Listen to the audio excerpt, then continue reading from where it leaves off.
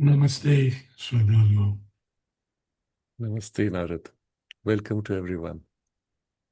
And namaste to all you disciples, devotees, and seekers.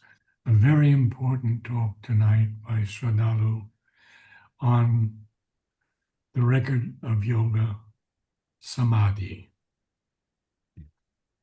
Thank you. Please Thank you. begin. Some time back, we had taken up the special topic of the record of yoga for a deeper study. And it's been a kind of a gap since we last dwelt on this. This was a little more than a month ago. The last topic we had covered was food, fasting, and physical transformation.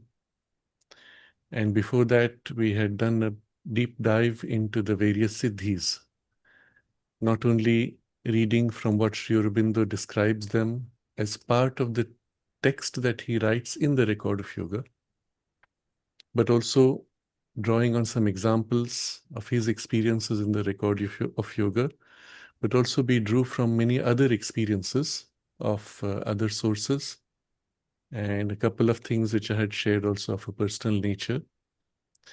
And we are resuming this topic for a different shift in our focus from siddhis to the theme of samadhi. But before we make that shift, just a quick recapitulation. Sri Aurobindo speaks of 8 siddhis. This classification of 8 is drawn from the traditional yoga classification. If Sri Aurobindo was left to himself, he might make a different variation on it. But this works, so he draws on it. There are 2 siddhis of knowledge, he says, Vyapti and Prakamya.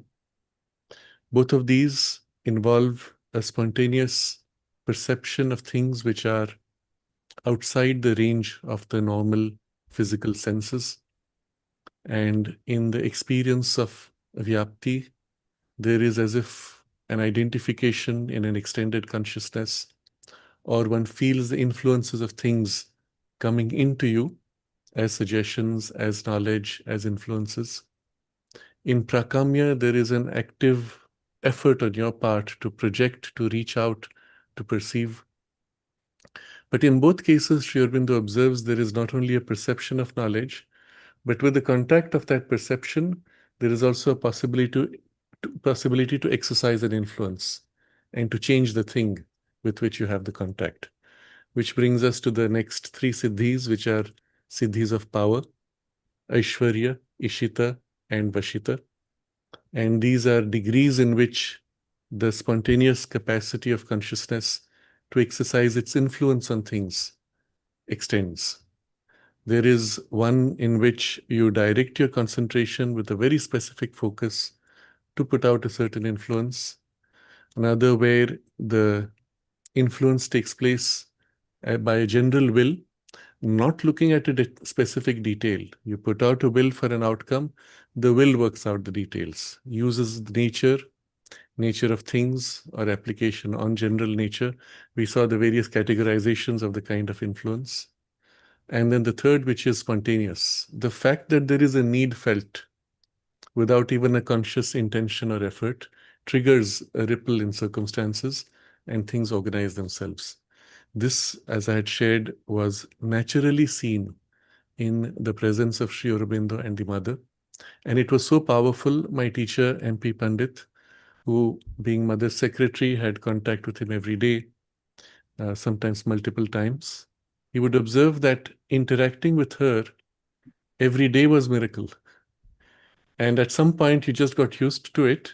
You did not think of it as miracle at all. And it was the normal thing you expected things to work out. I just recall spontaneously a certain incident which I'm happy to share because it's coming just now as a memory. It was shared with us by someone who later became a submarine captain. At that time, he was still in training. And their submarine had docked in Chennai for routine. And there was a death of some public figure, and they were asked to stay on to do the gun salute. So the submarine was forced to wait for the sailors, and they had a few days. It was a holiday. So young people, he hops onto a motorcycle. They drove to Pondicherry. And he came to Pondicherry and asked, well, what is there to see? Someone said, oh, there is Sri Aurobindo ashram. So he goes into the ashram. He asks, what is there to see? And someone says, oh, there's someone called Mother. He says, okay, who's Mother? I want to see Mother. So he was naturally taken to my teacher, MP Pandit. And he said to him, I want to see Mother. So Panditji said, wait, you can't just do it like that. I have to get permission. So he goes up to the mother and comes back and says, Mother said that she has given you appointment tomorrow at 10:30. And this man says, that's not possible. I have to get back this evening because we have the gun salute and then, no, sorry. They had a leave for, shore leave for one day. So he had come here. So at that point, he says, I have to get back because the submarine will depart the next day. I don't have a choice. And Panditji said to him, if Mother has given you appointment at 10:30, then your submarine will wait. It was said with such conviction. It's not a conviction which came from just a casual idea. It was a conviction of years and years and years of experience. And it says, if Mother has given you appointment at 10:30 tomorrow, your submarine will wait. And this man says, how can this be? I cannot accept this. I cannot take a chance. He's in the military. You can't risk skipping, missing your appointment. He goes back the evening. And when he arrives, he's informed that somebody had died. And so they were required to stay on for a few days to do the gun salute. I mixed up the sequence. But so that since then, he said, who is this mother who gives me an appointment and stops my submarine from going? And so the next chance that he had, he came. And I think subsequently he used to come every year to visit the ashram. And at some point when I had contact with him, I was still a student. And he would give talks about his life in the submarine. And very quickly, some of the children began to refer to him as Submarine Man. So this was one of the experiences I recall, which is quite significant when you think of it in this way. And what gave Panditji this confidence and conviction was years of experience. That when the mother said something, when she gave an appointment, when she decided something, circumstances around would spontaneously fall into place. And it rarely happened. And when it happened that something went amiss, it was because on the human side, there was either insufficient receptivity or somebody, as in this case, distrusted and left. So this, I share a few examples of the spontaneity of this siddhis of power. There is another three siddhis, which Sri Aurobindo refers to as the siddhis of the body, Mahima, Laghima, Anima, which allow you to make the body heavy, enlarged, or light, small. And then there is Anima, by which you can actually affect the matter of the body at the level of the atoms or molecules. If you will recall, because this we had touched somewhat lightly, Mahima is when you can intensify, not by muscular strength, but by pure mental power, the physical strength and power. And it can even, as if somebody very light can lift something very heavy, or in the extreme, it can even develop the capacity of increasing weight or size of the body. And we hear of these stories generally in the traditions. So saints sometimes have performed such miracles, or Hanuman made his body large. Laghima is a similar power in the direction of lightness, that you are able to be free of all pressure or stress or weight, not only physically, but even energetically in the pranic and mental. And you can get rid completely of exhaustion, physical weariness, and in the extreme, you are able to overcome gravitation. And this is the basis for levitation also, Uthapana, which Sri Aurobindo also had developed as one of the powers which he had. And I perhaps shared this, but I'm not sure if I did. I will repeat again. When Kumud Ben, who was mother's personal attendant in the later years, was selected by the mother to be her personal attendant. She was barely 18. She was in the school and she was 18 and mother took her. It was obviously there was some past connection and took her to her room. First, she warned her that there would be a lot of jealousies. She would come under pressure and gave her general guidance of what to do to ignore those troubles. And of course, she suffered a lot with those kinds of jealousies. But then she shared with us how the mother took her through her rooms, showing each thing in detail. And at some point, when she was showing a certain space, she said, suddenly she turned to her, faced her directly, and said, "If I fall, will you be able to lift me?" And before Kumud could answer, mother said, "You know, I can make my body heavy as a stone or light as a feather." It was one of those rare things which rarely the mother speaks of, these things. But I've also shared perhaps one incident where a packet of books had to be sent to the king of Nepal. And fortunately, the person who was doing the postage came back to the mother and said, the book parcel is too heavy. They want to split it into 2 parcels. And mother said, no, that's not acceptable. Bring the whole parcel as it is. So the whole bundle which had just been weighed was brought before the mother. And she asked, what is the maximum kilogram weight that they accept? And she was told the number. She concentrated on the parcel of books and then said, take it back and weigh it again. So they took it, put it on the weighing machine. It was exactly the weight necessary, and it was sent off as it is. Now, this is one of those exceptional experiences which people find difficult to believe, the ease with which she was able to change the weight of an object. How is this even possible? And there is a deeper science to it, and a science which is almost physical, occult to the extent that it involves life force also. By infusing life energy into material, physical matter, one can modify its weight in the way you infuse the life energy. And this can be replicated by technological means also. And it's almost as if you're infusing life force and the object becomes either heavier or lighter, depending on what grade of force is infused into it. And this she did just like that, concentrating, requiring no special effort. Obviously, if she can do that to an external object, it is as easy for her with the physical body.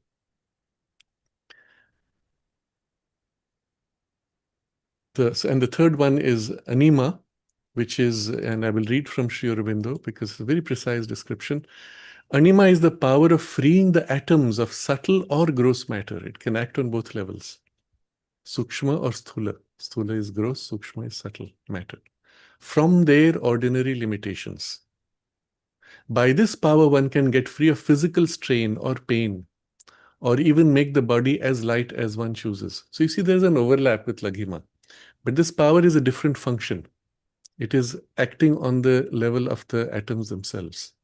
It is by this power that yogis were supposed to make themselves invisible or invulnerable, or to free the body from decay and death. So invisibility, invulnerability, freedom from death and decay, these are faculties which are associated with certain extended powers of siddhis on the physical body. But the principle can be extended beyond the physical body because, as you saw, projecting the consciousness and the energy into a substance can modify the same thing in an external substance. And this becomes the basis for a range of phenomena where objects can be made not only light but also soft. You will have heard of people who concentrate and bend metal or move objects or lift or make general interventions of this kind. But mostly it has to do with the change that takes place at the level of the atoms and molecules, where the stickiness, the thing which binds, the earth principle, if we had to go into the yogic science of it, the earth principle is weakened, and then the water principle predominates, and so it becomes as a fluid without being, without it necessary to be heated to a high temperature. But this is what happens in the physical domain of matter when you heat it to a high temperature. You take a metal and you continue to heat it. At that point, the heating process is the fire principle, reduces the material principle, and so leads the substance to become fluid, etc. But the same principle can be done by, because it's a quality of consciousness, by an intervention of consciousness. So I want to share a personal experience regarding this bending of metal, because it's one of those very rare things where I have personally participated in some such experience. I was in the United States in one of these meetings with the Institute of Noetic Sciences, and it was some kind of an annual meet that they had. And it's a fun thing. They have popular speakers. And in the evening, they had a fun session, which was hardly publicized. I heard it almost by chance that there is going to be a spoon bending session. So I said, wow, let's go and see that. And there were about a dozen people. Somehow they had not publicized it. I think it was just by word of mouth. And there was a large number of maybe 100 spoons had been strewn on the table. And you were given instructions. I'll share the instructions as it was done. You take a pendulum and hold it over a spoon and ask the question, are you willing to bend for me? And where the pendulum gives an affirmation by rotating or swinging, I don't know what, you pick up that spoon. So you select a spoon with which you feel the affinity, where the spoon has as if accepted to bend. Now, this is extremely important, you'll understand, because it touches something of a deeper faith and a deeper sense of contact with the substance. Okay, so I picked up, I don't remember at that time, perhaps 3 spoons. And then we were told to hold the spoon like this in the hand. And the instructions were given. We were to concentrate on the spoon and tell it to bend. And you have to keep saying bend, bend, bend, bend, all together, group saying bend, bend, bend. And at some point, there's an excitation which is built up. The key to this, which I learned there, was when you hold like this and you have this buildup of excitation, there is a window of about 10 seconds during which the metal becomes soft. And it is at that point that you have to, with your finger, push the spoon slightly and it bends. So you're concentrating, let's say, on the neck of the spoon, and that part becomes soft. You have to feel intuitively when it is soft, and then you push that. So I was doing that with the group, and I'd read these things before, but I was missing this key that there's a 10-second window. So whenever once or twice I tried and it didn't work and left it. So here I was doing with a group, and there's a certain group energy. And at some point while this was happening, I suddenly felt it was now. I hesitated, so I lost the first few seconds. And then my finger went and bent the spoon. And it was fascinating. I bent it and it went fully round. I show this, I kept the spoon for myself, you see. It's quite remarkable when you look at the spoon. It's actually gone into a full bend. And by the time I got it to this point, it had begun to harden. I lost my window, or rather I caught the second half of the window, and so I could bend this much. And the second spoon, at that point, I went to the second spoon, and that's about all I could manage because the, so to say, moment had passed. With the first spoon, I could take to quite a bit. It was quite remarkable when you look at it this way. I think there was a third spoon, it didn't move at all. It was too late, the moment had passed. But it's just an example of how easy it can be. It does not require any exceptional capacity on your part, except that deep faith and something within you, a subliminal faculty kicks in and does the thing. It's not as if you are doing it, but you have to be fully aligned in the faith of it. I've seen people do it very closely, and it's remarkable when they do that. In one particular case, he put the spoon into a pocket of someone, so nobody's touching it. And then he says, okay, take it out, and you take out, and it's already curled up. And in him, obviously, I could see that the faith was very implicit. And I asked him, how do you do? He said, I don't know personally, it just happens. So I wanted to share these. So with this, we complete the discussion regarding the physical siddhis, of which Sri Aurobindo also does not give too much importance in the context of the main framework of the 8 siddhis, which are, he places in the Chatushtaya, the quaternary of the Vijnana, that is the supramental Chatushtaya. And since these primarily operate on the physical, he keeps it for later discussion as a physical siddhi, which is in the 4th of the Chatushtayas. So I come back to the 3rd of the Chatushtayas. Remember, Vijnanam Chatushtaya has 4 components. The knowledge part, which is the supermind and the intuition. The Trikala Drishti, the vision of the 3 times, past, present, and future. The 8 siddhis, which is what we dwelt on, we started with this, and then Samadhi. So the first two we will touch later. We have dwelt on the 8 siddhis, and today we move to the theme of Samadhi. When it comes to Samadhi, Sri Aurobindo has an entire chapter on the topic in the Synthesis of Yoga. I've put 3 links for those who are interested in a deep study. 3 links. One is on the chapter of the integral of the Synthesis of Yoga, and the other 2 are from the Record of Yoga, where it's relatively much shorter. But I'm going to read from the Record of Yoga because there are certain practical applications, because he's using this as a reference for his own practice. So we'll read from the first text, which is just a short one. There's another text, which is a longer one. In the first text, he says, Samadhi is the power by dwelling fixedly of the Chaitanya, the consciousness, on its object to extend the range of knowledge and consciousness through all the 3 states of waking, sleep, and dream, to the realization of the tattvas. The essential tattva literally translates as beingness or essential element qualities of the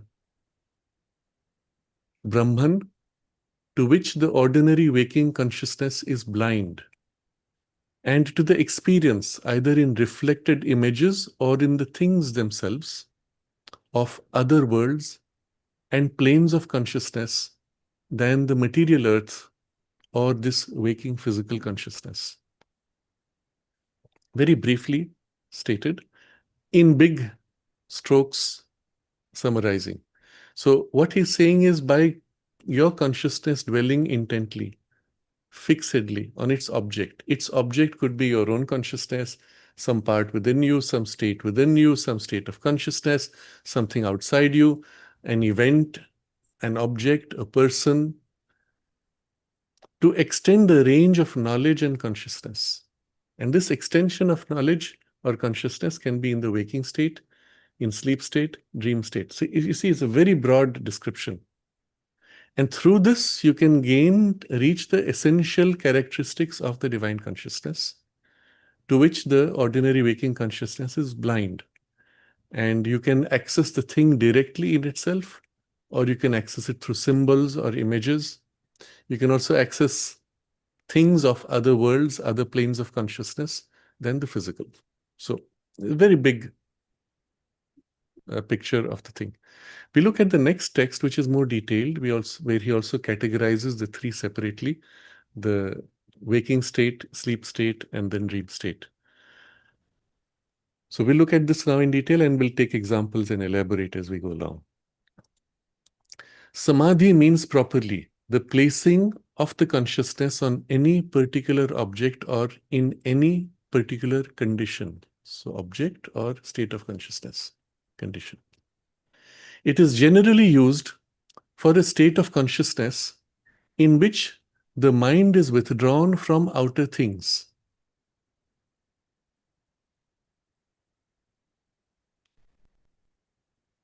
By placing the full energy of the consciousness on any particular object or general field. So we use this word samadhi when you are withdrawn from external awareness. So your normal idea of samadhi is somebody with eyes closed in state of deep meditation, and he's not conscious of you. You might tap him, you might call his name, the fellow does not respond. So you say, he's in samadhi.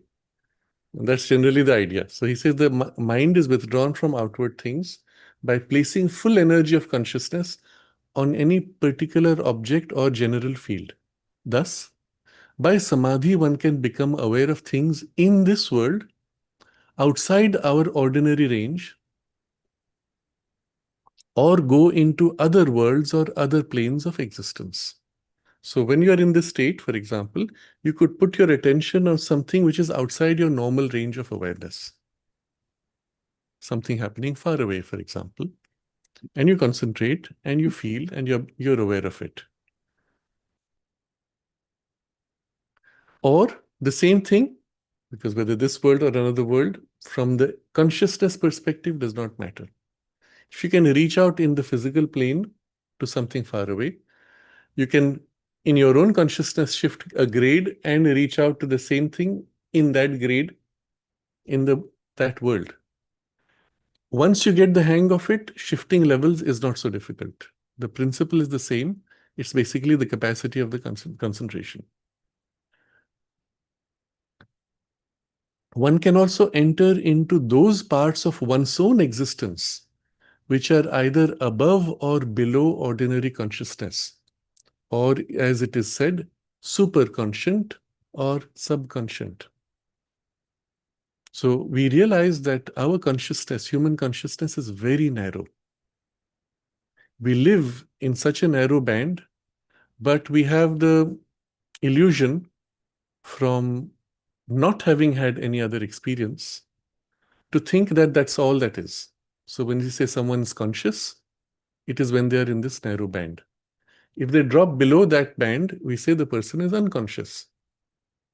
If you go above that band, which rarely happens, we don't see people, to you externally you can't make out if he's super conscious or subconscious. He seems as if to be asleep, but he may have gone into a grade above.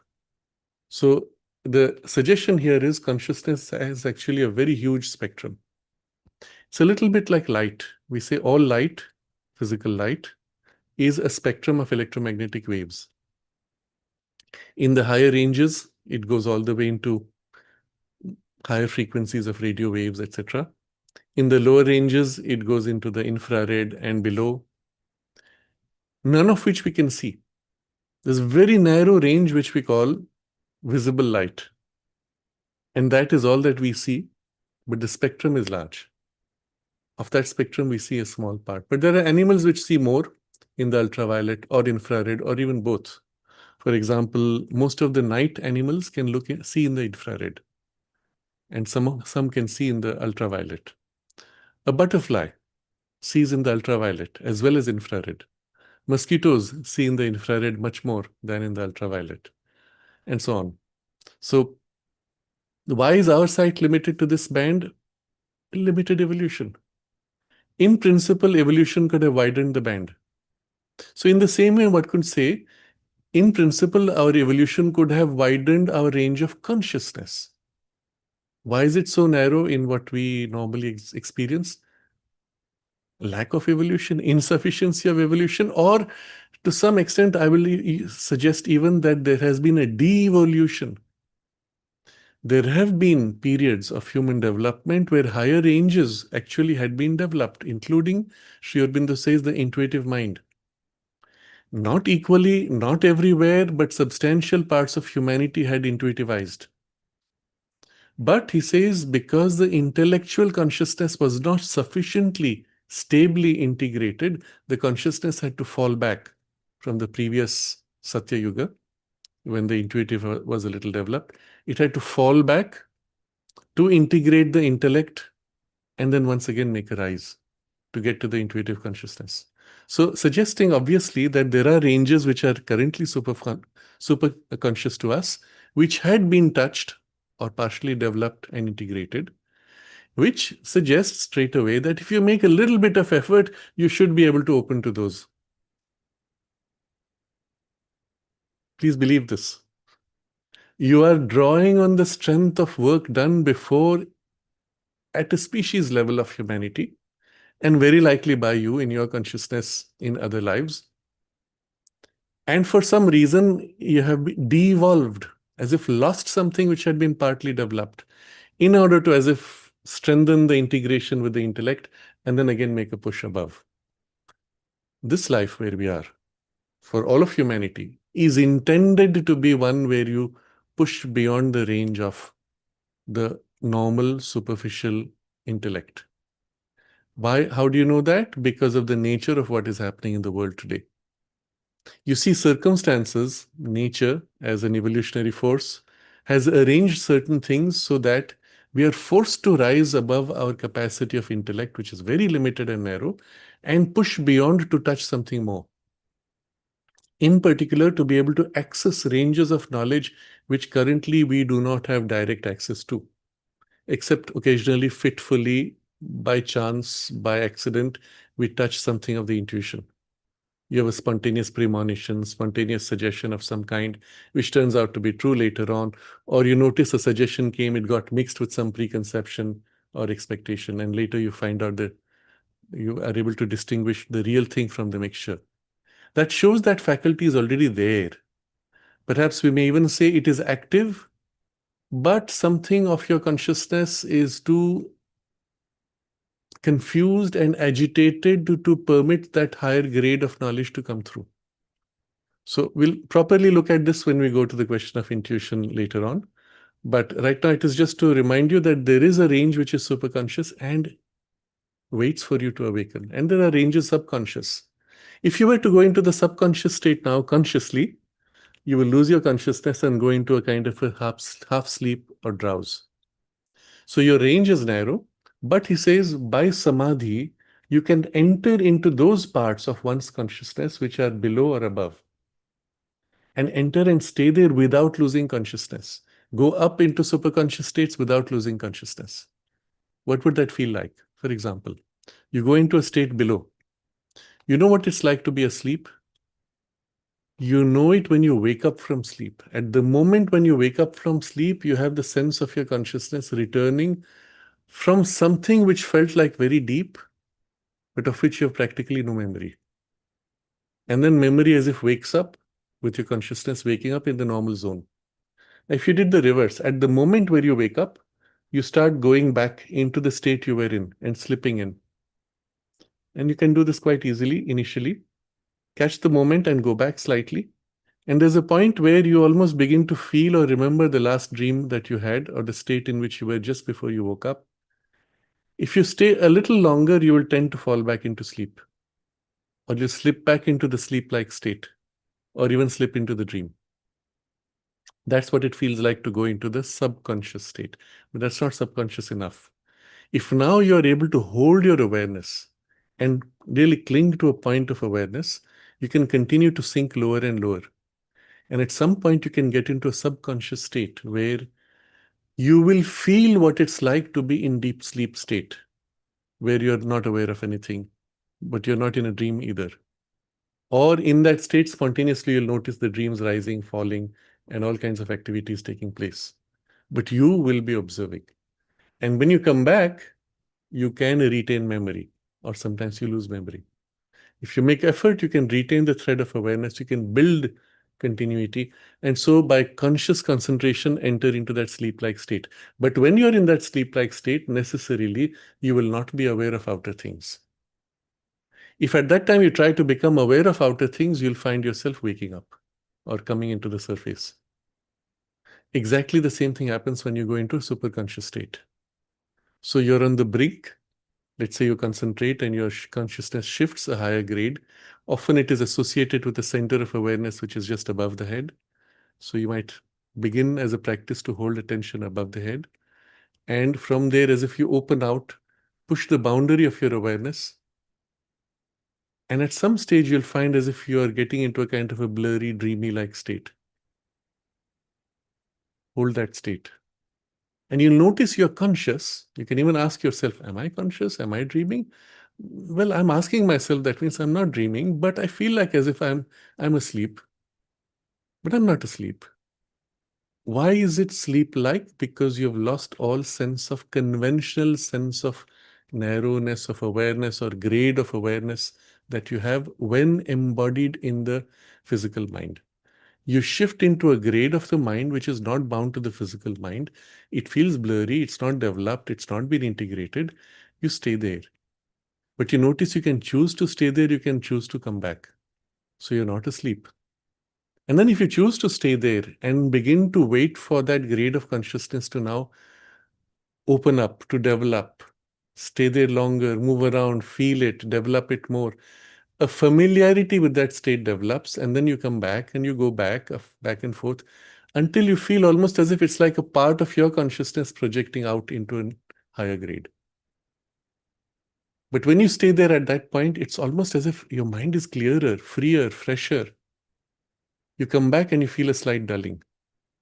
Now comes the interesting part. Let's say you have eaten a lot of food, you're very tired, and you're sleepy. And I say, now listen, we need to discuss this very serious problem or discussion of some topic which is highly abstract, intellectual thoughts, philosophy, mathematics, something. I can't do that. My mind is too dull. I can't. I'm not fresh enough. But if at that moment you consciously shift your poise above head and shift fully into this state, suddenly you find you're very clear, fresh, clear-headed. And you can do whatever is required in terms of that interaction. And then come back here and you find, my body is still dull and tired. My mind is dull and tired. And I can go to sleep. It's that distinct. But you have to consciously develop the poise and the ability to shift into it and come back. And so here you get an idea of what it's like to enter into a superconscious state initially with a degree of concentration, because you have to disconnect, so to say, from the surface awareness. If you're fully turned out and you try to feel, well, you're only in your mind space. You have to literally shift in, forget this, feel this, and then as if open out to an inner grade, which is slightly higher. So as an exercise, it is extremely helpful for those who are really interested in working on this in a more conscious way. I would encourage you to do that. If you remember, there's a guided meditation for descent of peace. That's the title of the thing, which is put on the YouTube on my channel here. And it is placed in the sequence between the 82 and 83 of Evenings with Sraddhalu. There's an exercise, a guided process to shift above head, hold awareness there, and then to bring down the peace. But you'll get the hang of what it feels like when you do that exercise. So here's the first point of entry into a superconscious state. Now, if you choose to develop further, exactly the same process will happen. From that state, a finer grade which will feel blurry and unclear at first, and then eventually gradually become more conscious. But as you do this more and more, there'll be a state of inward drawing before you enter, in which you will become almost unaware of things on the surface. It's almost as if you need to become unaware of surface things in order to enter deeper into that poise. Later, when it's integrated, you'll find you can hold that poise with eyes open. But initially, it's as if you have to enter that. You have to withdraw from the outside in order to enter that. This is where you see the utility of what is called Samadhi. And this is a very general, let's say, weak state of Samadhi. It's not very deep to make this first contact. If you were to then push somehow, and I don't think we can do this immediately so easily, but if you were able to then push somehow further and get into a state which is of the overmental plane of consciousness. The main difficulty of the overmental consciousness when you have it is it's very difficult to retain physical body awareness when you're in it. Because it is a consciousness of infinities, not just infinity, but infinities. And the body is a substance of finitenesses. Not just finiteness, but finitenesses and limitations and dullness. So when the first entry takes place into the overmental consciousness by such a sequenced process, eventually, at that point, you literally struggle to feel, where's my body? Now, this can happen even in earlier intermediate stages when the consciousness opens widely. But in the overmental, this is the state. There you cannot hold a limited poise of consciousness because all is infinities. And so at that point, it's a struggle. So the entry there at that point would require you as if to withdraw and be in a kind of a trance state.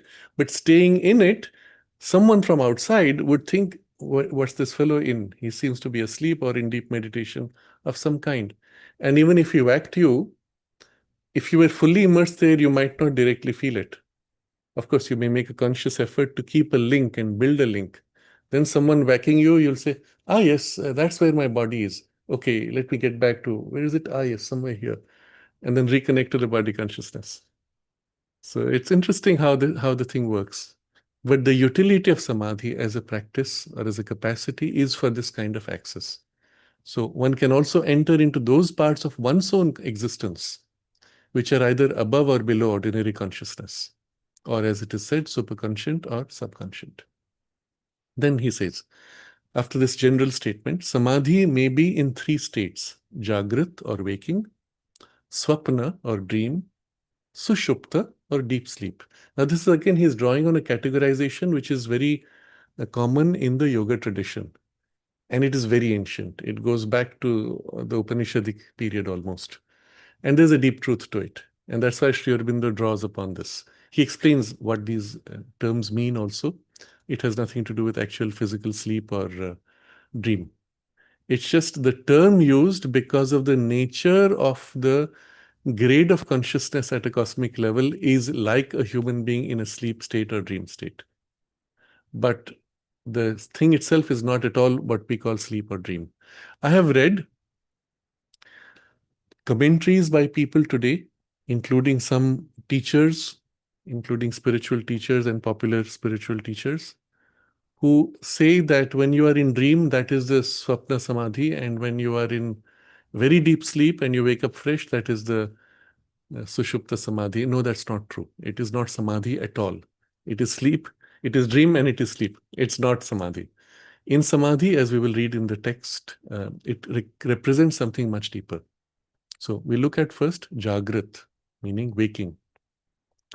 Jagrat Samadhi is when, in the waking consciousness, we are able to concentrate and become aware of things beyond our consciousness. So this, we already discussed this. This Samadhi may either bring images and experiences seen outside one's own self, as if in the physical atmosphere, or else inside oneself. So you might get an image, or you might get an experience of something which is outside or inside. The distinction he always gives you, image or experience. Observe this, it's very important. Because you may get an image and understand nothing of it. When you get an experience, you will always know intrinsically in the quality of the experience what it is. Not wholly, but at least what it represents. So there's an example of Ingo Swann, for example, when he developed his power of subtle sight, he would see things in people's auras. And he explained, I recall reading this long ago, he saw sometimes in the aura a black patch. And sometimes it was a square or rectangular patch with very sharp edges. And he said, I don't know what it means. I have absolutely no idea. He just sees a shape. So seeing images is not always helpful. When you feel the thing itself, this is what it is. It has this quality. What he learned later, he learned to associate that with some extreme kind of sickness or even death. But that was more by observation than by intuition. So outside you, an image or experience, or in, as if in the physical atmosphere, or else inside oneself. You feel the thing inside you. Generally with the eyes closed. Why does he say generally? So there's an interesting nuance to this. When you go into a state of samadhi, as we saw, one of the characteristics of samadhi is that you are withdrawn from surface awareness. When you normally do that consciously, your eyes tend to close. But there are people who train themselves to keep the eyes always half open. As in certain kinds of Buddhist traditions, they will insist that you should never close your eyes because you might go into sleep. So keep your eyes half open. The practical result is for most people, they never go deep. But the few who are masters at this, leaving the eyes open, they go deep into the samadhi state and the eyes stay half open. But they're not seeing at all. You can wave your hands, you can even shine a bright light and you'll have no response. So whether you closed eyes or open, it didn't matter. But technically the eye is open. It's just that you're not looking out, you're not aware of what's happening. So he says generally with eyes closed, but even if they were open, you would not be responsive to the external sight. When the eyes are closed, another ether than the physical appears, which is called Chitta Akasha or mental ether. It is in this that images are seen. There is also another ether behind called Chid Akasha. And he doesn't elaborate. So here is an interesting observation. When you close your eyes, a lot of people, when they first try to close eyes or they're taught to meditate, close eyes, observe your breathing, observe whatever, observe what images come. Inevitably, your perception is of the physical sight. So you're seeing through your eyelids. And when you look through eyelids, it's mostly a kind of a reddish, bluish, violetish type of image, light. And as you keep watching, after a point, it's like blurring patches of colors, generally reddish, bluish, violetish, moving, and very suggestive images tend to pop up. But it's still physical sight looking through the eyelids. And I've met people who have done meditation, what they call meditation, for years, just looking at this and doing nothing else. It's a huge waste of time. In certain systems, they will teach you, keep observing this until further images develop. I don't recommend that as a way because it's too slow. You will waste years to get to something useful. So what happens after a while, as you're doing this, you're watching the same purplish images floating, changing. After a point, your mind tires and you stop paying attention to the physical sight. And the mind itself as if shifts and comes free into its own grade of awareness. That's when you're looking in the mental ether. And that's the Chitta Akasha. But this is a very slow, indirect process. Do not waste time with it. But here, when you come to Chitta Akasha, the first access you have, he says, this is in this that images are seen, mental ether. This is a grade which is close to what you would call the mental imagination. So if you were to close eyes and just imagine things, observe the substance in which the imaging takes place. It's not taking place in this physical sight. It's a mind seeing. And one of the features of the mind seeing is that it's not tied to the eyes. So when you're in the mind seeing, you can shift to a different poise. You can even turn around. In the mind, you can extend widely, place yourself anywhere, place yourself at the top of the building and visualize, isn't it? So what is that space in which it is taking place? In your mind consciousness. And this is mental awareness. But if you again stay in that long enough and stay very quiet, make your mind quiet, you will find a kind of imaging may spontaneously emerge. And you will notice it's a grade which is not of your quality of mind consciousness forming. So when you imagine, notice the quality and grade of substance that is being modified by you imaging. And when you make it completely still, hold this grade still, there's a finer grade of the mental consciousness in which the images come. And spontaneously, whatever they become. That is what is referred to here as the mental ether or Chitta Akasha. Chitta is different from Chid. So I have unfortunately seen many people make this big mistake, and even especially those who come to from a tradition which is more mentalizing in their practices. So a lot of their practices settle on this, and they think that's the sense of spirituality. It is not. So this is Chitta Akasha, mental ether, in which, with eyes closed, images can come. It obviously refers to a grade which is much higher, where the spontaneity of images, clarity, and even the sense of colors can be much larger. It is in this grade that a mental projection or a mental telepathic perception would be most easily received. Then he says there is also another ether behind called Chid Akasha. For this, you have to go into a poise which is behind the mind, beyond the mental grade, but as if something deeper. It's not even the inner mind. So what we discussed as the Chitta Akasha would naturally tend to a deepening inward in the mind grades and would refer to what Sri Aurobindo calls the inner mind. But Chid Akasha would be a more fundamental grade of awareness, which, strictly speaking, would be a grade closer to the stillness of the self. When you enter into a poise of consciousness where you feel the presence of the self and the mind itself is numbed, and there's nothing of the mind grade possible, the grade of substance which is now present, that would be the ether of the Chidakasha, in which, of course, a different kind of perception, etc., would take place of a different substantiality altogether. most of the deeper spiritual experiences, including substantiality of spiritual contact or seeing, would tend to be in the Chid Akasha, not in the Chitta Akasha. Chitta Akasha, still being a mental ether, it represents things. It is not the thing itself. What comes in Chid Akasha is substantially what it is. In the seeing is the substance, is the experience, and the fullness, it is self-revealing. So when you have those very unusual experiences of something really deep and real and true, of the inner or higher ranges, where the substance itself is something so extraordinary as to be beyond your imagination, it's generally in that grade. So these are distinctions which normally through experience one would understand or acquire.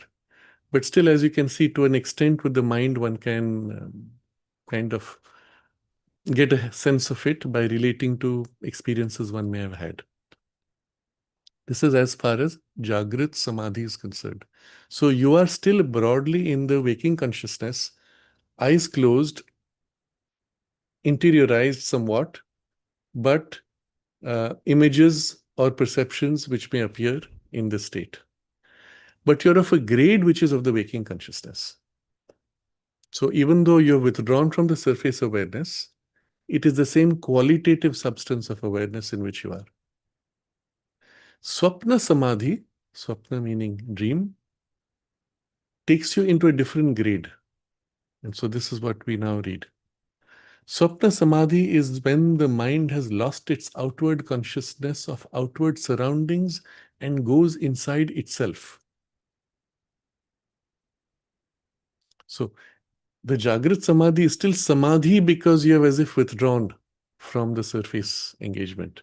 But in Swapna Samadhi, mind has lost its outward consciousness of outward surroundings and goes inside itself.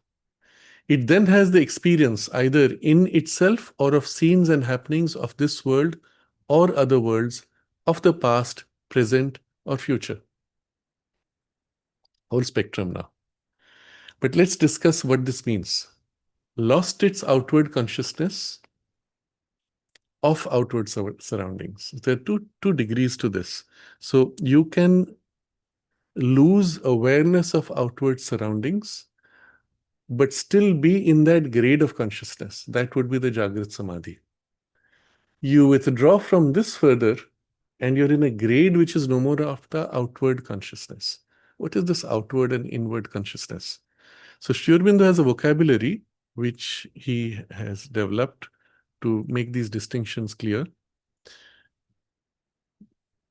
He speaks of the mind and the outer mind and an inner mind. Similarly, the vital, there's an outer vital and an inner vital. And then there is the physical and an outer physical and inner physical. So inner physical is the subtle physical because the subtle physical has the same density as the outer physical. This tissue is the outer physical. Subtle physical is of a grade which is of the same density but no plastic.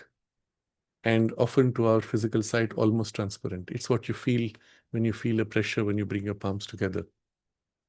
But that grade of consciousness or substance is physical, but is being plastic, is able to be free of imperfection.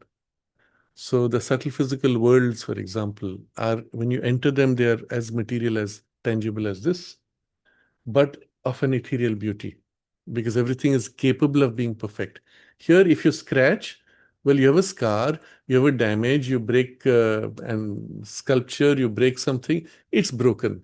If it's subtle physical, it can reshape itself because it's still fluid substance, not solid, but plastic, is able to shape itself, and so able to hold perfection of form. The physical world, perfection of form is extremely difficult, and when you do attain it, it is rigid. In the subtle physical, it's no more rigid. It can be ever new, ever fresh, even though the form is material. So the subtle physical is what he calls the true physical. Similarly, there's an inner vital, inner mental. What's the distinction? Let's start with the mind because that's easier for us from our experience to access. You are, let's say, in a mind, let's take the example of a daydream where you are freely able to visualize anything, imagine anything, etc. That freedom that you have in the mind's working, when the mind gets embedded in the physical brain, it has a dulling quality, it has a reduction, it has a inertia. It takes effort to think. That is what he calls the outer mind, the part of the mind embedded in the biology and the outer grades of consciousness. Now, the transition from the outer to the inner mind is when you free yourself from the physical body's entanglement. When you actually separate, as you shift inside, let's say, into an imaginary state of mind, where the imagination freely takes place, you've already separated largely from the surface mind. But it's still happening in the brain state. And one of the ways by which you can freely experience this is to shift above head and hold the mind here and think and visualize. And you'll find your mind suddenly feels much lighter, freer, even larger.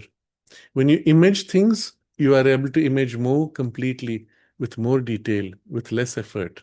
And that's when you begin to feel the difference between outer mind and inner mind. But that's still not the whole of inner mind. As you then go deeper into it, you come into mind quality and substance in itself. And this is at first very difficult for people to hold because we're so much by habit bound in the biology. But this happens when you consciously disengage from the physical senses and even the sensation of the physical body and go purely into mind. If you observe people who have a very quick mind, quick brain, we say, sharp brain, or who are very naturally familiar and comfortable with abstractions of ideas, it's because they have developed a certain part of this inner mind, very close to the surface mind, but sufficiently free that it is quickly able to do the things. But it's close enough that they can articulate easily. And so it represents a superior stage of evolution because it's integrated. You could have the same thing. Very often you'll have people say things like, when I'm all alone, when I'm thinking, I can formulate what I want to say with very great precision and detail. And if I have to give a lecture to myself, I can give it perfectly. But the moment I start speaking, I lose it. That's when you see this shift from the inner, just behind inner layer of mind, to the outer mind embedded biology. Just the fact that your consciousness is half turned outward, as you speak or as you try to articulate your thinking, you feel a separation. I'm thinking here, speaking here, and in trying to speak, I lose my thought. In trying to think, I lose my speech. It shows lack of continuity, lack of integration, which is part of the evolutionary development. With a good education, you would have been taught to integrate this and even to be able to think while speaking at the same time. So your awareness is in both, so to say, but more here. And the words flow. And that shows a good integration in the evolution. So unfortunately, this kind of knowledge and this kind of training is not part of our education. It's a pity. It should have been. And one could very easily design an educational program where these things are developed in this way. And I can assure you, every human being can be made to be able to articulate with clarity, precision, with a fluid flow of thoughts in their speech. And it doesn't take much. It's just we were never trained, we never took the trouble. We were too busy either on our side passing exams or wasting our time. And the educational side is too busy checking you for your memory and never bothering with these things. But I'm trying to explain the gradations of the in the mind experience. You go further in, and there's a point where you will feel as if you're almost in a dreamlike state. I'm daydreaming, you will say. And this is no more at that point. When you are daydreaming, the person outside looks at you and you're like that. Maybe your eyes are open or your eyes are closed. Even if they're open, you're elsewhere. There was a whole discussion happening. Your name was called 3 times, you didn't hear. And suddenly someone shakes you. Yeah, oh, sorry, I was elsewhere. Daydreaming, I was elsewhere. No, you were here, right? Your eyes were open.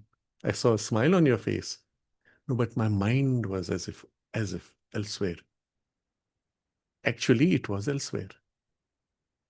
But I was still here. So this is a grade just behind where you are daydreaming. Now you close your eyes, it takes you a still deeper range. And then you can actually feel yourself elsewhere almost. Then if you make yourself more completely elsewhere to the point where you lose the awareness of this, that's when you're getting into this grade of what we would call Swapna Samadhi. So when the mind has lost its outward consciousness of outward surroundings and goes inside itself. If you wanted to do this consciously, the method would be like this. You become aware of your mind's awareness, and then deepen into that awareness, and then deepen into that awareness, and deepen into it, until you enter into some domain. And very often when you start doing this, you shift into a dream-like state or in the wandering of imagination. You have nothing tangible to hold on to, no reference of awareness. That's where it is crucial to have developed a power of concentration to be able to hold attention. On what? Because you have nothing happening here, right? You have no object. So you could hold your attention on a thought or a sensation or a quality of awareness. So literally, you have to go mind becoming aware of itself or a quality of itself and hold there. That's why it says mind goes inside itself. Then you could, in principle, go quite deep unendingly. It has then the experience. It then has the experience either in itself, you're aware, and oh, it feels so light, clear. And if I want to think here, I'm able to think differently. I've even a capacity of thought which is much more complex and rich. Or it is aware of scenes and happenings of this world. So often people have this perception, they're sitting in meditation and certain images come or an impression comes. You think of someone and an impression is there, and then you verify, yes, that's what actually happened. Or other worlds. Scenes may appear, images of forms, beings, scenes of various kinds. A lot depends on the grade of consciousness in which you were at that moment. If at that point your consciousness was turned in towards higher things, you would spontaneously have perceptions of things of the higher planes. If they were turned to emotional things, you would have perceptions of the vital planes and so on. Of the past, present, or future. So you will recall now, you see here also how the things blend with the previous discussion of siddhis.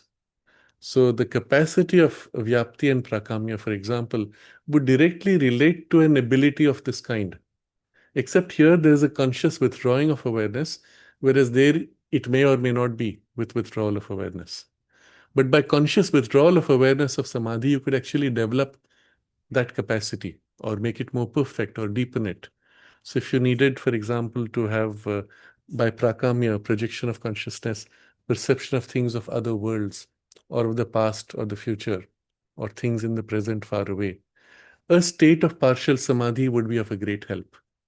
But a state of very deep Samadhi would give you access to ranges far greater. So again, remember there's a narrow band of consciousness. So when you go to the inner ranges, even in Swapna Samadhi, in the narrow band, it does not take much effort. If you go beyond the narrow band into higher and lower or deeper ranges, then the degree of separation from surface consciousness would be great enough that you would need at least Swapna Samadhi, but very likely it would go into the third stage if you go deep enough. But we'll come to that later. So there you have perceptions of past, present, or future. When these experiences are merely distorted memories or confused, falsified, and fragmentary, then it is called ordinary dream. So in an ordinary dream, it's in these ranges that things are happening, and they are distorted memories, confused memories, falsified or fragmentary memories, and that you call a dream. This happens when the mind proper is not acting at all in the physical consciousness, and only parts of the nervous system are awake. So you're no more in the physical, the biology is asleep, some part of the nervous system is still registering, and that keeps the link of the memory. But when part of the mind remains, as it were, awake, even in sleep, then one may get accurate records of true and actual experiences.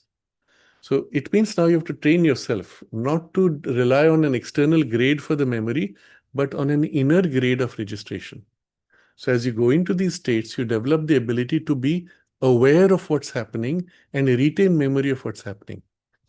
The problem of memory in these deeper states is that each grade has its own memory. So you go, let's say, a little inside, there's a memory. You come out, and in the outer layer, the memory is already lost, unless you've built continuity. You come out, you've lost memory. You go back in, and you have the memory again. So, which is the case for many people who train themselves to have memory of dreams. In the dream, you might even be conscious, hey, I need to remember this. But at the moment where you forget, the dream is already, at the moment where you come to the surface awareness, the dream is already as if slipping out and you're beginning to forget. You pause there, go right back. Oh, yes, this I have to remember. And then again, you come back to waking state and you open eyes and again it starts slipping. You close eyes, go back, and then come again, open eyes. It's almost as if you're copying the memory layer by layer all the way to the surface. And in so doing, you're building a continuity. But actually, it's a copy. Because each time you'll find the quality of the memory dulls slightly. So there's an interesting point. For example, in a dream state or in the subtle worlds, you will see colors which have no equivalent in the physical world. When you come out to the surface, if you come out rapidly, the colors gray out. If you come out slowly and you copy and copy and copy, you'll see in the copies there's a dulling of those colors which have no equivalent in the surface consciousness. But still, if you persist, you're as if bringing a quality of the experience and its imprint all the way to the surface. And at some point, literally in the surface, waking, eyes open state, you will remember the color of that grade, but you have no word to describe it because that color doesn't exist in the physical senses and the physical world. But you've taught the surface consciousness to recognize that color or remember it. So this is the kind of work which normally has to be done for building continuity of consciousness through these ranges. You can see, obviously, it requires a certain persistence, a certain interest, a certain keenness. Generally, people who enter into occult practices of wanting to develop inner states or go out of the body or practices to recall dream states, etc., would have to work through that, building continuity and so on. In most cases, someone has a gift, so it happens easily, and they use it. But those who don't have the gift, they don't even bother because it seems, first of all, you have no reference points. You have nothing which can tell you, hey, do this and then do that. There are no instructions that anyone can give you except, well, keep at it until you get it. So mostly such people don't bother.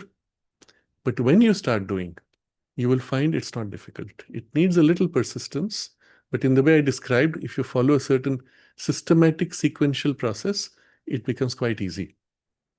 And you can bring the memory all the way to the surface, familiarize the surface to that grade of consciousness, and even bring its influence to the surface. This is where you gain the spiritual utility of these experiences. If you were to go into a higher state of consciousness or an inner state of consciousness, even if you went into the approach to the psychic presence in itself, not as merely an influence on the surface, in itself, it is of such a different grade that there is nothing on the surface which relates to it. It's much, much deeper, more far in quality and substantiality than anything of a dream that you might have. And it has the same difficulty. First of all, can you get to it? Because it's like going into deeper than a dream state. And then can you retain the memory when you come out? And it's very common for people having had a really deep, profound experience of some kind, that they come out of the concentration or meditation, and then momentarily there's a memory of it, and then it fades out. And they remember at best that, oh yes, there was an experience. It was very beautiful, but I don't remember what it was. I have no words left. I've even seen cases where a person has just had the experience. With eyes open, they're able to, or on the brink of describing it, and then they say, I will tell you tomorrow. And after 2 or 3 days, they've completely forgotten it. Because they did not take the trouble to integrate with the surface consciousness, the link was lost. And especially things of that depth, because we have never worked to consciously build the continuity. So what he's saying here is when part of the mind remains as it were awake even in sleep, then one may get accurate records of true and actual experiences. But here our goal is in the state of meditation, not so much sleep. These are not dreams, but internal visions. Part of the mind is ranging through time and space or in other worlds. Another part is on the watch to receive its experiences and report them to the physical consciousness. So we're describing two gradations. There is this registering consciousness of the mind inner, which will come to the mental consciousness of the outer and then settle into the physical consciousness. So when he says physical consciousness, it will report to the physical consciousness. The part in the physical which receives is still the mind embedded in the physical. So it will go to inner mind to outer mind, and then from there can take a more material character or not. So this is how he describes swapna samadhi, that is dream samadhi, dream-like samadhi. It's not dream and it's not a normal dream state. But you see there is an equivalence because those are the ranges in which normally our consciousness may wander in a state of dream. And this could include time, space, and other worlds without limit. Remember, he's still speaking of mind. It's not in the vital. In an out-of-body experience, you could have something of the vital, and generally it's the range of the vital that meets the mind of that grade, mental vital. Because the mind has the greater flexibility, the vital lesser. And it's generally in that state that most of the out-of-body experiences would tend to take place if it happens spontaneously. But in the normal dream state, it is this range of the mind consciousness which is generally wandering, and a tiny part. That part has never been made conscious, never been integrated with the surface awareness, and the link of the memory or some observing part has not been done. I've met people who consciously cultivated this, and at a very late age, the person was describing how um, in the middle of sleep, he's able to retain the thread of awareness that is observing of the dreams. And if at any point the dream starts going in a direction he does not want, this part of the consciousness can say no and turn the direction or choose to wake up from the sleep. It's very interesting. He's a Swami in a different path.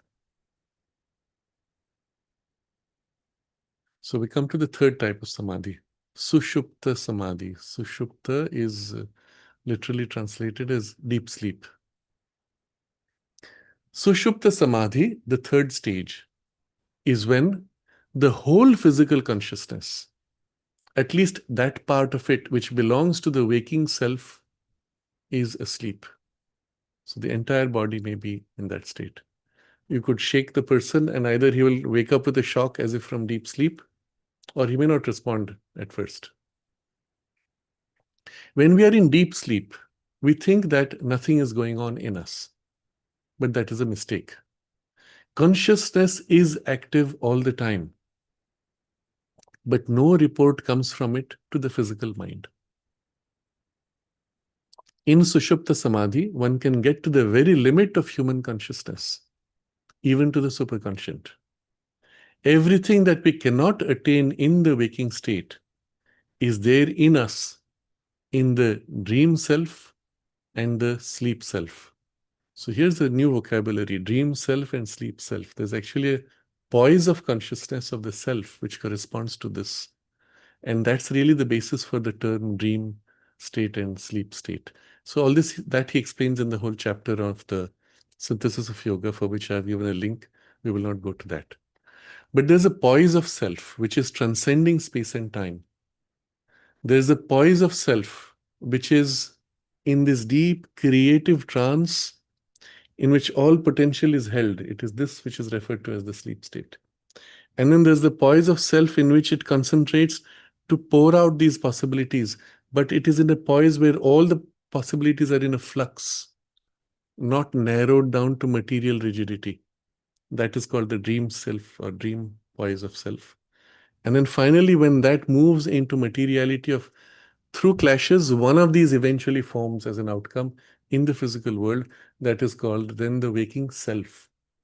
So, or Brahman. So there are four poises of Brahman, the waking Brahman, the dreaming Brahman, the sleeping Brahman, and the transcendent Brahman. So that's the basis for this vocabulary in the yoga tradition. So you must really see these in terms of poises of essential poises of the divine consciousness. But corresponding to that is a realm of experience.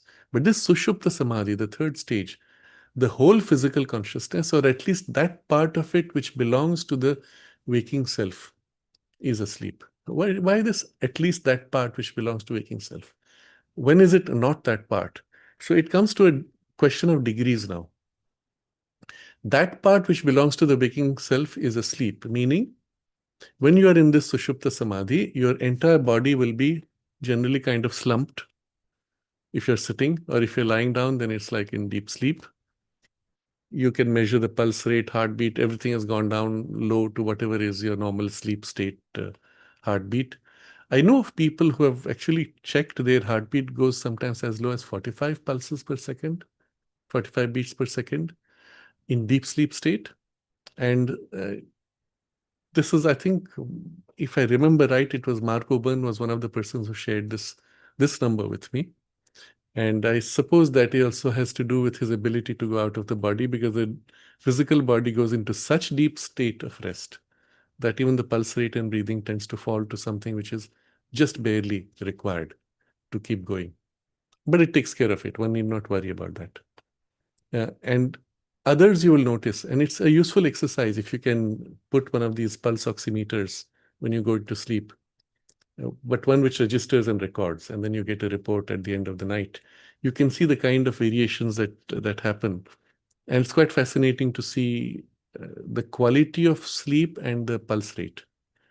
So I have been doing that since I had a problem with apnea. I've been using one of these ring pulse oximeters, and I get a report every morning, like a graph. And I've been trying to correlate, and I found more than oxygenation, it was the pulse rate, which was a measure of the restfulness of sleep. When it dropped below 68, let's say 68 or lower beats per minute, as an average number, there's always fluctuation. As an average, those were the nights which were most restful, interestingly. But just giving this as an aside, it shows there's a physical, biological process. So the part of the consciousness associated with waking has gone to sleep, and there's a minimal machinery of biology which is not asleep, or rather functioning as in deep sleep. So that's what he meant by at least that part of it which belongs to the waking self is asleep. At least. But at most, the entire machinery of biology could go into deep sleep, to a point where one hardly gets a pulse. And this is the case generally when people go into that state which is called Nirvikalpa Samadhi, in which practically all the organs of the biology go into a kind of a stillness. They actually function, but very slow. I have read literature from sources which claim that when they go into that kind of state, the heartbeat may go down to as slow as 1 or 2 beats per minute. And the breathing is so slow, you might not even notice it. But those are very rare, and they're difficult in the sense that one must really have worked on it to be able to go to that kind of depth of samadhi. The point for us, because our goal, remember, is of growth of consciousness and access to inner and higher ranges of consciousness, the nirvikalpa is not essential. This third stage, generally, with this overall surface going into kind of a deep sleep-like state, is good enough to access everything from the deepest psychic experience and the psychic worlds to ranges of consciousness well above into very high states. So the key point he makes is we think that there's nothing happening in us when we are in deep sleep, but that is a mistake. Consciousness is active all the time. This is a very important statement. It has many facets though. Which consciousness? He did not specify. In fact, one can say consciousness is active pretty much on all layers, in all grades, at all times. But when you go into this kind of state of deep inward immersion, just as the physical biology consciousness goes into a minimalist state, other ranges closer to the surface also go into a minimalist state. But as you approach the poise where you are, There may be the awareness and registration, or even quite a free activity happening. From there, when you come back, one has the sense of a great distance or a slow return. But no report comes to it from the physical mind. Sorry, but no report comes from it to the physical mind. So because this intermediate gradations have all become quiet, what's coming to the surface? And even if something comes, the physical mind itself is in a swoon. So you don't have any conscious registration taking place. But if you have built up the capacity to hold attention and retain memory and take the trouble to slowly return and keep memory or build that continuity, you come back with full memory. So you will notice, if you have read experiences of people who go out of the body, especially when they've been to higher ranges of higher worlds, when they come back, the qualitative difference of consciousness is so great that there's nothing here of equivalence. If you went into same grade, you might still retain something. If you went into higher grade, there's nothing. So you have to actually make 2 grades of transition in the memory. First, you transfer the memory to something closer to the physical. Generally, it is in the range of the subtle physical. And then from there, you settle in, rememorize, recall everything in detail, and then you transfer to the waking surface consciousness of memory. That's when you remember. Otherwise, if you come back rapidly, something like 90% of the memory would fade out, and you might retain a part of it, just as one would in state of deep sleep or dream. Except it was not sleep and dream, you were in an out-of-body conscious state.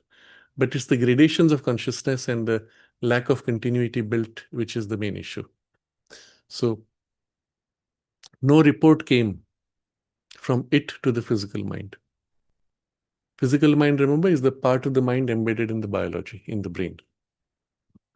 In Sushupta Samadhi, one can get to the very limit of human consciousness, even to the superconscient. So here is the importance for us for the integral yoga. What are the limits? So limit even to the superconscient would be all the way to the higher ranges. What is superconscient for you now would be fully accessible. Again, how far would that go? Some of it would depend on work done earlier in evolution or what you choose to build now. Exactly the same way as I discussed in an inward movement, you would have in the upward movement. Gradations developed, ranges accessed, but lack of continuity or a need to build the continuity of thread of memory. You could even, but this takes a great skill, enter into the subconscious regions and even enter the inconscient regions. This is extremely difficult. Sri Aurobindo is the only, and the mother are the only people that we know of who have consciously entered the inconscient and come back with full recall, not losing themselves, and been Sri Aurobindo is the only one who has actually ended up describing the whole experience. And you'll find that in Savitri, what it's like to go into that inconscient. The mother has also spoken of this, one of her experiences going in the core of the inconscient, where she saw this being. And when she looked, the being half opened its eyes. And it was the stirring of the divine consciousness embedded in the inconscient, which her presence there provoked it to wake up. This has massive implications for the universe, for the whole physical universe, because something in matter, divinity sleeping in matter, was as if nudged into half wakefulness. The full scope of this we will not understand until much later, but that's the kind of work that she has done. But there's another very interesting description she gives of, once she describes how she was deeply disappointed that nobody in the ashram and young people in the ashram had questions. They had no curiosity of mind. And once she decided she had to figure out why was this, where is this coming from? And then she went into the consciousness, the collective consciousness, through the mind, but deep into it, all the way to its roots in the inconscient. And she describes how, as she went down into this extreme darkness with jagged, sharp edges, and she went into the darkest poise of it, she touched as if a spring, and it triggered something, and she was thrown into the, what she describes as the seeds of a new world. It's hopeful, in that through that effort, she triggered something awake. And again, I would say this would have implications for humanity as a whole, because what she did was in the collective consciousness. So using the group that was collected around her and using that as the entry point, she triggered something which started an awakening. And she will not say that I started an awakening in humanity. The experiences of that, and she has recorded the experience in great detail, and there's even an audio recording of it. And she recorded because of this reason, because it has huge implications. Something has shifted in humanity from that depth on. But the ability to go to that depth is something developed and requires this kind of a Sushupta Samadhi. So inconscient, even superconscient, or inward all the way to the inmost and in the psychic presence or in the psychic worlds. And this is something you must understand. You do not need to go out of the body to enter into these states of consciousness. The benefit of going out of the body is that you have already made the separation from the surface consciousness. But being out of the body in the vital, mental, how do you get to the psychic world? How do you get to the higher ranges of spiritual worlds? Unless you already have a familiarity, unless something within you already has a link there, or there's a divine intervention that takes you by the higher pulling you or the inner pulling you. But the advantage of an out-of-body experience is that you've already made the first separation from the surface physical consciousness, equivalent to, let's say, the Sushupta Samadhi. But you can enter the same poise without going out of the body. And having come to that poise, you have access to all these experiences. Everything which we cannot attain in the waking state is there in us, in the dream self and the sleep self. So this is how he concludes this description of the third stage. Then he writes, Samadhi is a means of increasing the range of consciousness. We can extend the inner wakefulness in the swapna, the dream, to planes of existence which are at present asleep in us, sushupta to us, and bring them into experience of swapna, and then eventually into the waking state. So now he's describing these intermediate steps. From waking state, you go into the sleep, dream state. From dream state, you can enter ranges which are currently asleep to you. And then from there, come back to bring the experience into the dream state, and then from dream state to waking state. So in this case, it's obvious what he means by the superconscious states when he says planes which are currently sushupta or asleep to us, and bring them into this inner range. So here comes a very important statement he makes. We have already within us the spiritual bodies. So we have three bodies, physical, vital, mental, which are currently evolved. There are two further bodies, which generally would be called causal and then the bliss bodies. But in Sri Aurobindo's vocabulary, it would be the supramental consciousness and its equivalent body, and the equivalent grade of Satchidananda and its body. These are currently asleep to us or in a state of unevolved, closed therefore to access. So when he's speaking of entering into states which are superconscient, this is what he's talking about.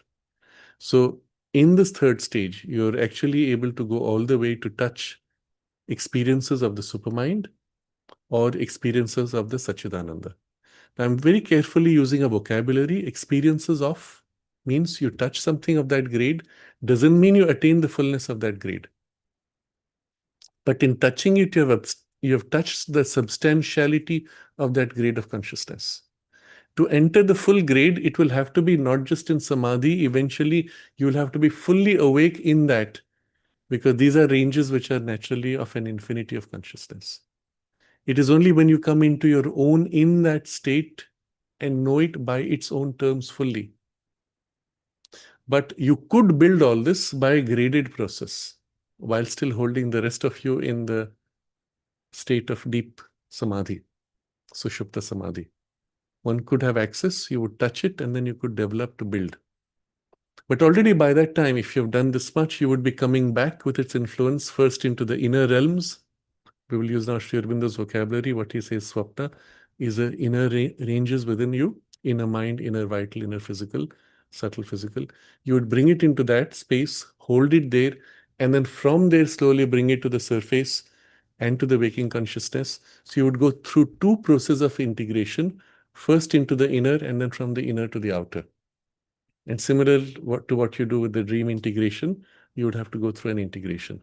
Once this is done, already if you have touched the ranges of higher superconscious grades, something of that influence would come all the way to the surface and the continuity would be built. And it is in this way that the higher ranges of consciousness are fully developed, or the inward ranges of consciousness fully developed.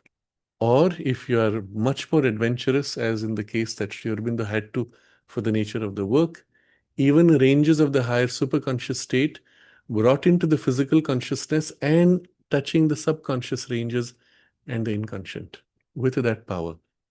But that would be something of a very different order of skill and capacity. And he ends the text with, there are several kinds of samadhi according to the ordinary classification.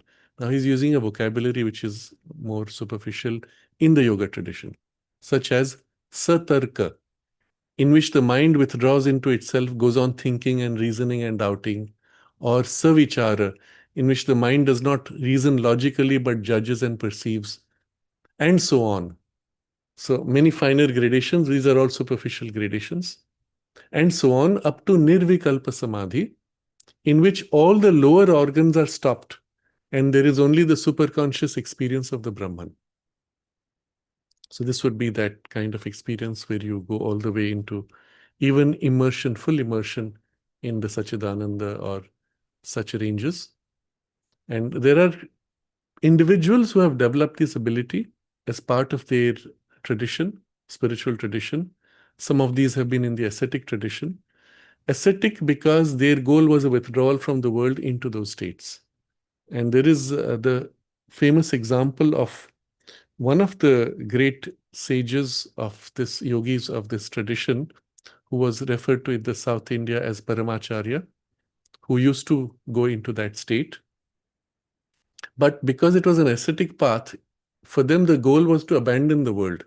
So you have that state, you come back with or without memory, and sometimes with no memory of it except, oh, it was blissful, but I have no recall. No attempt to link, no attempt to manifest. It didn't matter because the path was ascetic.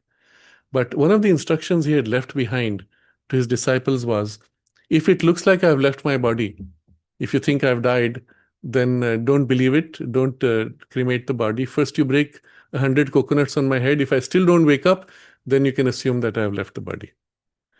It's an interesting way of looking at it. And you have this idea in that kind of tradition that when you are fully immersed in that kind of a nirvikalpa samadhi, the physical processes of the biology may be so reduced that you might even think you might be unable to call the person back except by a very strong shock to the physical body. And that was the idea of breaking coconuts. But for the integral yoga, the goal being to bring the link all the way to the surface and infuse that influence, one would rarely have this kind of a state. One may go into some deep samadhi, but because you've worked to build the continuity, there would also be the access that if someone were to shake you, then you might have something which comes naturally felt in that state, distantly felt, oh, there's something calling, and you would come back of your own. Generally, for people who are in the out-of-body experience, there is an automatic intelligence of the inner consciousness which handles all this. And even sometimes some aspect of the self which handles all this. And when there is a danger or risk at the level of the physical body, it just back and ensures that no such thing, no such danger would take place. But the principle we have to understand that it's possible to take it to such extremes of separation. I think this is all as far as the text is concerned. I'll take a look at the chat box and maybe perhaps we'll take a few more examples next time.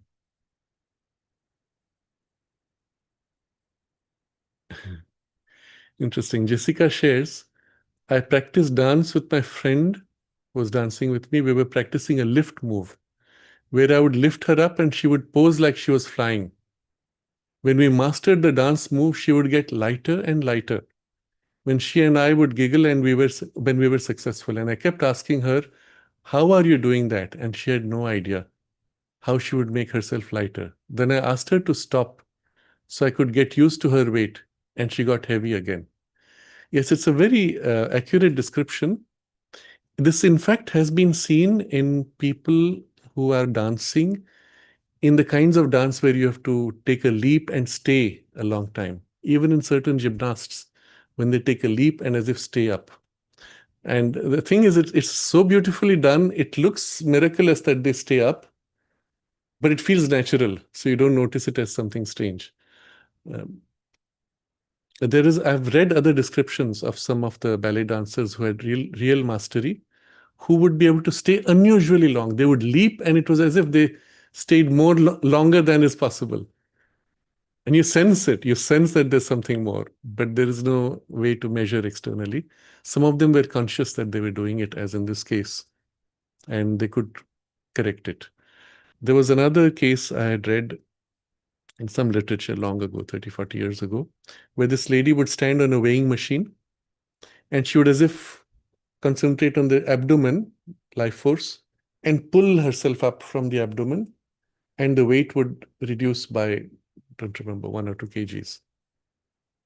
And so things like this are very much doable, and they are spontaneously accessed when there is a strong life force, which is very conscious, and a body which is very conscious and plastic. Then this melding of the life energy with body can easily pull it and reduce its weight. Thank you for sharing that. It's a good example.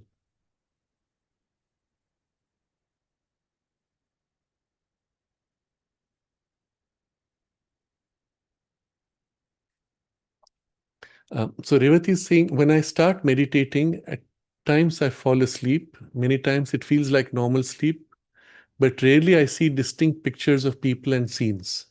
I remember seeing the same scene twice, but from different angles. These experiences don't feel like a dream, more or less tend to wake up when I feel even a bit conscious at that point. Since the drill of everyday routine tends to make me sleep deprived, and sometimes one tends to sleep after a certain time during meditation. Can one try to become conscious during sleep and not lose the state when one comes back to waking consciousness suddenly? So this state you are describing where you're sleep deprived is not a good state for meditation or for any kind of inner work. Because the moment you go in a little bit, if your biology is sleep deprived, it's going to pull you into sleep. And you'll find it very difficult to work. The things we've been describing, everything I've described in a way that you will find it's not difficult to do. It takes a little time, a little persistence, a little skill as you play with it. But if you're even a little sleep deprived on the surface, you'll find it very difficult because the moment you go in, you get pulled into sleep. So I would suggest give yourself sleep for 2 or 3 days and then do the practice. And then things would be natural, easy, and even quite surprisingly easy. Second comment, when she's saying, I don't see distinct pictures of people and scenes. I will say for most people, that's not normal. And it's a good thing. If your goal is to enter into inner and higher spiritual states, then it's better you don't have images. Because I've seen those who have tendency to see pictures or scenes, they get distracted. Inevitably, there's a fascinating, beautiful scene. Oh, this was so nice. I saw some fairy. I saw some nice scenes. Why did you go in? If your goal was to reach the psychic presence, you just got distracted. And there are lots of things, very beautiful things, which are there to distract you. So I would say it's a gift that you don't see. Then you can persist and go all the way to the psychic presence. Once that contact has been made sufficiently stable, then you may choose to develop those or not. It doesn't matter. When you actually need to know things, when you need to have specific knowledge, the access through the intuition and the psychic presence giving you the discrimination, these would be far more helpful and reliable. The skill of projecting consciousness to see things in the vital, mental, or physical domain, it's a useful skill, it's a good skill, but spiritually does not have much value. Hence, it's good to understand that it's possible. If you have it, You can notice it, play with it, explore it, but know that in itself that will not take you to a spiritual experience for which you must focus to go beyond the images and the scenes.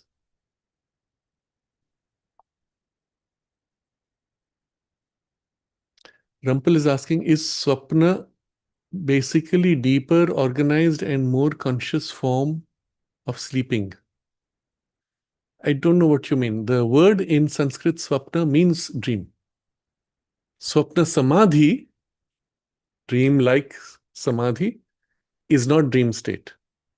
Is a deep state in which the realm that is explored in dream is accessed by you consciously. So Swapna Samadhi is different from just having Swapna. In Samadhi, you are conscious. You're differently conscious. And you're able to retain full continuity of awareness or operate in those domains. But it is the domain where normally people have dreams, therefore it might be called a Swapna Samadhi. Manmohan is saying, many times I dream a garden with beautiful plants and birds which don't exist in the world. Sometimes when thinking something spiritual, an elephant appears in mind as if acknowledging it. Yes, so notice in such cases the quality of consciousness in those experiences. Let's say in the garden, the beautiful plants and birds. For those who may not have had a dream like that or who don't remember having a dream like that, look at the movie called Avatar.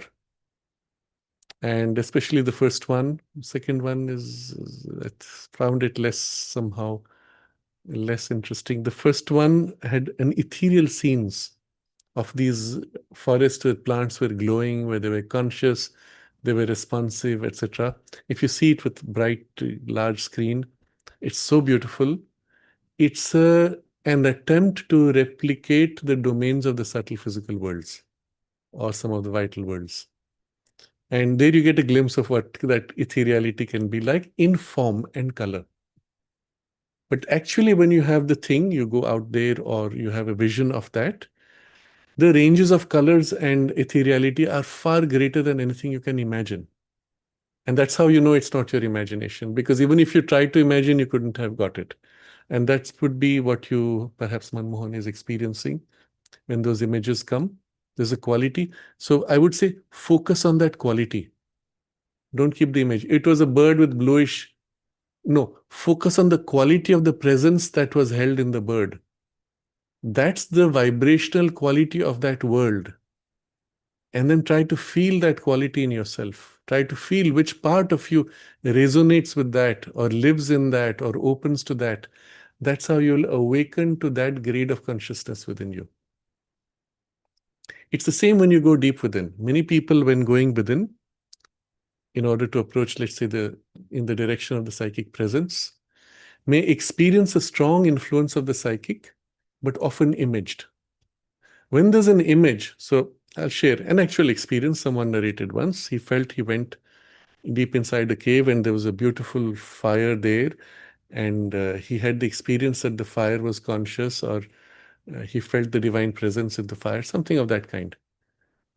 Now, if you keep the picture, I can even draw a painting, fire, cave. I can create for you a cave. I'll create a theme park. We'll have a cave and we'll put a fire inside. But the physical fire I will create will be nothing in vibrational quality of the fire you experienced in your image. And if you try to cling to that picture and try to get back to the picture, the second time you go in, you will not have that picture very likely. But if you hold the vibrational quality of it, there was this thing which was so conscious, living, unearthly, beautiful, pure, still, deep stillness, so deep stillness that I have nothing comparable to it in any experience on the surface. Recall those qualities. Remember that quality and get back into that state where that quality is felt again. And you're approaching the state in which you had that experience. The picture is not required, and you may not get back the same picture again, in most cases. Sometimes you may use the picture, feeling the quality, in order to get back to the vibrational quality state. Sometimes you may get the picture again, sometimes you may not, doesn't matter. But if you hold that quality, you will definitely get back to that state. And then if you stay in that state, with or without picture, better without picture. Stay in it until it becomes familiar, and then slowly come back, feeling it, remembering it, all the way to the surface, and you open your eyes and you still feel the fullness of that state. There you have built that continuity of connection with the surface consciousness. That has spiritual value. This is the work to be done when you have a spontaneous experience of this kind of any inner or higher range, which is outside the domain of the normal. But I'm more interested right now in the psychic presence. Anything which approaches that, however, whatever form, whatever degree of immersion or quality, does not matter. Bring that all the way to the surface in continuity. Get used to it. Let that influence stay with you. Let it percolate and permeate your waking life. That has spiritual value. And when you work like this, the psychic influence within you will build and grow through that poise, wherever you have reached. Through it, more will flow. It will grow in intensity. And at some point, you'll find yourself pulled still deeper to something still deeper beyond it, much closer to the true presence of the psychic. And again, you'll work on that, and it'll take you much deeper, much closer to the real thing, and so on. That would have tremendous spiritual value. Within a few days, within a few weeks, your entire life will change. This is what you should do when you have experiences of this kind. Otherwise, when you have the elephant that comes, you can picture an elephant. Compare what you saw perhaps in your vision-like feel of the elephant versus you imagining an elephant. Vibrational quality is different. Catch the vibrational quality. That is more important. Why elephant? I don't know. Maybe you have an association with something from childhood, some image, some. It does not matter. The image itself might be totally different from someone else. Most people will not get an image. So I recommend don't go after images. Go after the presence and the quality. When you go deep enough, that deep stillness, that deep purity, that deep sense of intimacy, of closeness with the Divine Mother, those are the qualities where the psychic presence is felt. Stay with that. Deepen into that. Deepen into the sense of intimacy and stillness and purity and deep, pure sense of love. Not emotional, just bare, pure. Hold that, stay with that. And then slowly let that come all the way to your surface waking state. Let that be your reference in your daily life. That would be useful spiritually.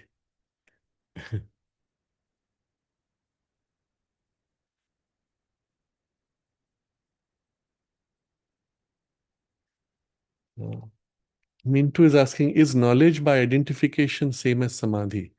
No, there's a difference. Knowledge by identity you can have even in your surface state. Samadhi specifically refers to a state in which you withdraw from surface awareness to go into deeper states of experience. Generally, in those deeper states of experience, your knowledge would be by identity. But samadhi is not the same as knowledge by identity, which you could have also in surface or other parts of consciousness. That's just the mechanism by which you perceive, sense, or know things.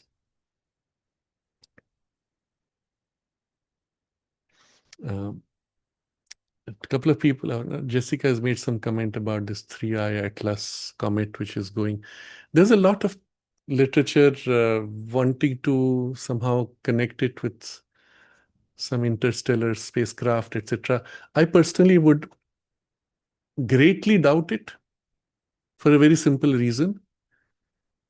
Spacecrafts of advanced civilizations do not travel like this. They go much faster. They do not have comet-like tails and visibilities. They go rapidly. They stop. They move, zigzag. So it's very unlikely that such a thing would ever appear like a comet. It is most likely just a comet. But unfortunately, today, you must be careful in social media. A lot of people earn money by getting more views. And so they will put up anything using AI to attract attention to get more views because they will earn more. So unfortunately, lying, deceiving, and especially on tapping on some hopes of this kind has become a way of earning money. And there are people who are very unscrupulous when it comes to the desperation to earn views, or maybe just views, but often with it earning money. And the amount they can earn is substantial if they get enough views. I would simply, just on the basis that That's not how spacecrafts travel. I would not give it much importance. So that's an aside. Suraj says Patanjali was in a state of samadhi while simultaneously writing the Patanjali Yoga Sutra. Yes, very likely. Many of these things which have an exceptional power, clarity, depth, and spontaneity of articulation came from a certain poise of consciousness. But they may not necessarily be in a state of samadhi. You can be in a state where the intuition is streaming through, and you may be largely on the surface, or you may be in an interiorized state, and a deeply interiorized, that would be the waking samadhi. So eyes open, you're functioning, but you're interiorized strongly, and the thing flows through easily at that point. If you're totally exteriorized, you lose the link of the inspiration normally. Sparsh is saying, during meditation, I try to go within, but I'm getting stuck at a certain peaceful feeling. How to go deeper towards the psychic?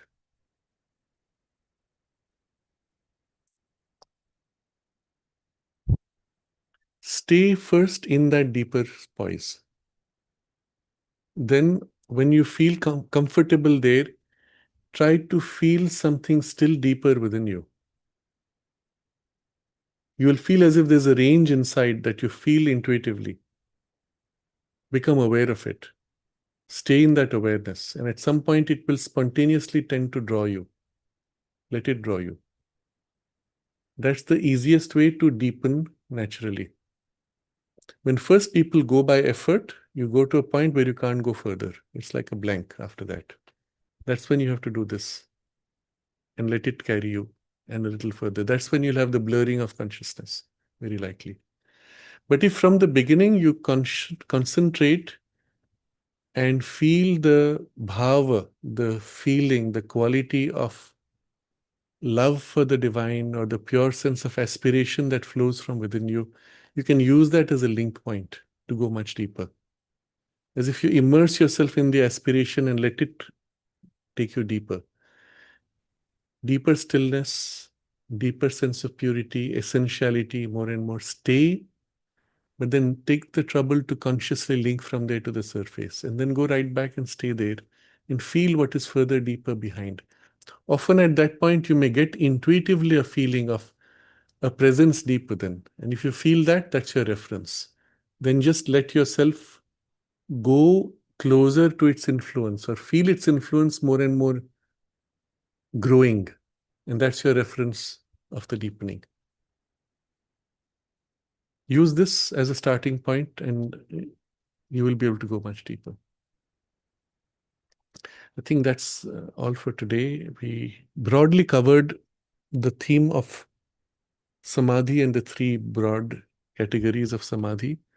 We looked at simple entry points to consciously develop this and the utility of it for the integral yoga. And we will continue this study the next time. Maybe if there's something remaining regarding the Samadhi, otherwise from there we will go to the other two parts of the Vijnana Chatushtaya, which are Jnanam, which is the opening to intuition and the supermind, and the Trikala Drishti, the perception of past, present, and future. So let's take a moment to place this in context of your sadhana. If your intention is to develop your access and experience of immersion in the divine consciousness, to know your psychic being more and more and receive its influence more and more directly, a degree of concentration is necessary. And the concentration must deepen enough that the surface part is fully withdrawn. You're no more conscious of the world, but fully immersed in that which you seek. Train yourself, build this capacity to be able to interiorize to this degree. And it is then that you'll be able to consciously enter into these experiences. It is not difficult. Sometimes it can be built in a few days or weeks without too much difficulty. It's a question of concentration and persistence of concentration. So if you are serious about developing and deepening the contact with the divine presence more and more directly, work on this. It's much easier than developing capacity to go out of the body or other indirect methods. With this, you can directly feel the presence. If you have a natural bhakti, devotion, love for the Divine Mother, and you feel this within you easily, that's your entry point. Deepen into it, but go beyond the emotions. Do not stop with emotions. Go into the stillness behind the emotions and sink into the deep immersion of the bhakti and the feeling of the presence of intimacy with the Divine Mother.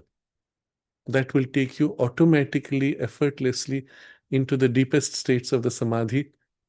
But on return, then consciously extend that state of immersion so that you hold that immersion with eyes open.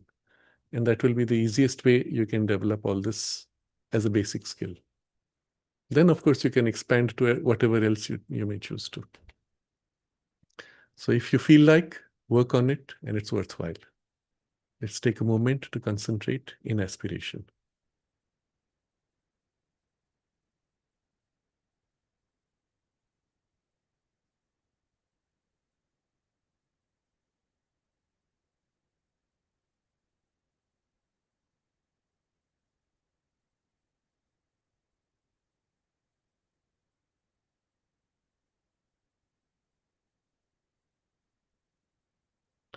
Namaste.